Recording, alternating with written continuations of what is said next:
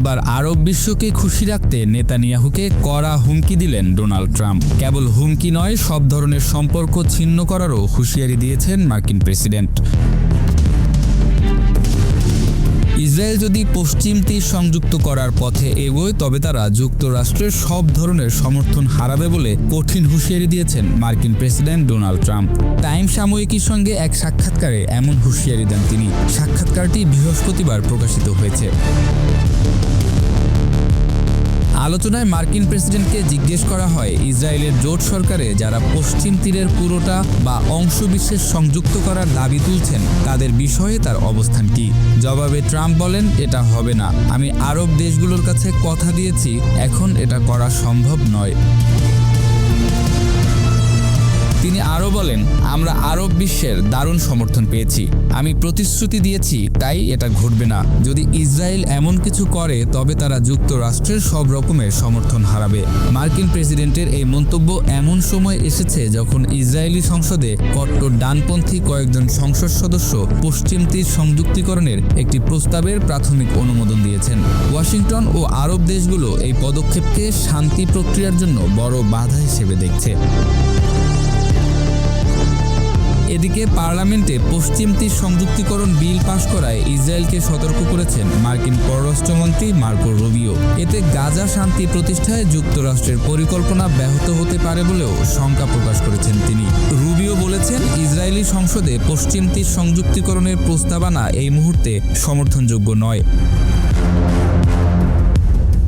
BBC জানায়, সংযুক্তিকরণের প্রচেষ্টা শান্তি প্রক্রিয়ার জন্য হুমকি তৈরি করবে। ইসরায়েল সফরে যাওয়ার আগে বুধবার সাংবাদিকদের সঙ্গে আলাপকালে এ কথা বলেন মার্কিন পররাষ্ট্রমন্ত্রী। এতে বলা হয়, সম্প্রতি ইসরায়েলি পার্লামেন্টে কট্টর ডানপন্থী কয়েকজন সংসদ সদস্য প্রতীকীভাবে একটি বিলের প্রাথমিক অনুমোদন দিয়েছেন, যা ইসরায়েলের সঙ্গে পশ্চিম তীর সংযুক্তিকরণের পথ খুলে দিতে পারে। প্রধানমন্ত্রী বেনিয়ামিন নেতানিয়াহুকে বিব্রত করতেই এ পদক্ষেপ নেওয়া হয়েছে বলে মনে করা হচ্ছে।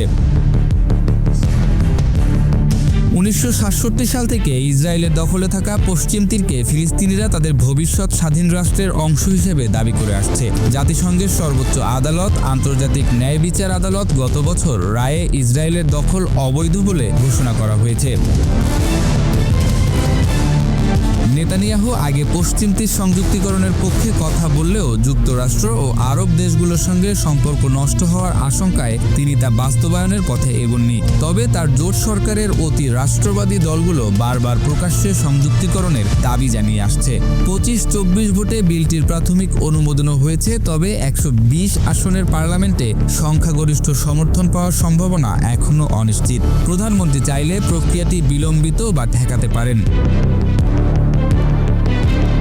ফিলিস্তিনি পররাষ্ট্র মন্ত্রণালয় নেসেটের এই পদক্ষেপের নিন্দা জানিয়ে বলেছে, ইসরায়েলের ফিলিস্তিনি ভূমির উপর কোনো সার্বভৌমত্ব নেই। ইসরায়েল এখন পর্যন্ত পশ্চিম তীর ও পূর্ব জেরুজালেমে প্রায় 160টি বস্তি স্থাপন করেছে, যেখানে প্রায় 7 লাখ ইহুদি বসবাস করছে। একই অঞ্চলে প্রায় 33 লাখ ফিলিস্তিনি বসবাস করছে। আন্তর্জাতিক আইনে এসব বসতি অবৈধ বলে ঘোষিত। রুবিও বলেন, পশ্চিম তীর সংযুক্তিকরণ শান্তি প্রক্রিয়ার জন্য বিপরীত ফল বয়ে আনবে এবং বর্তমান যুদ্ধবিরতির অগ্রগতি ঝুঁকিতে ফেলবে।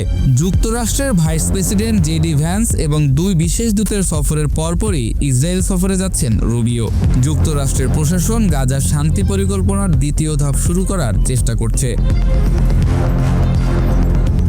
প্রথম ধাপে যুদ্ধবিরতি, ইসরায়েলি বাহিনীর আংশিক প্রত্যাহার ও মানবিক সহায়তা প্রবাহ এরই মধ্যে কার্যকর হয়েছে।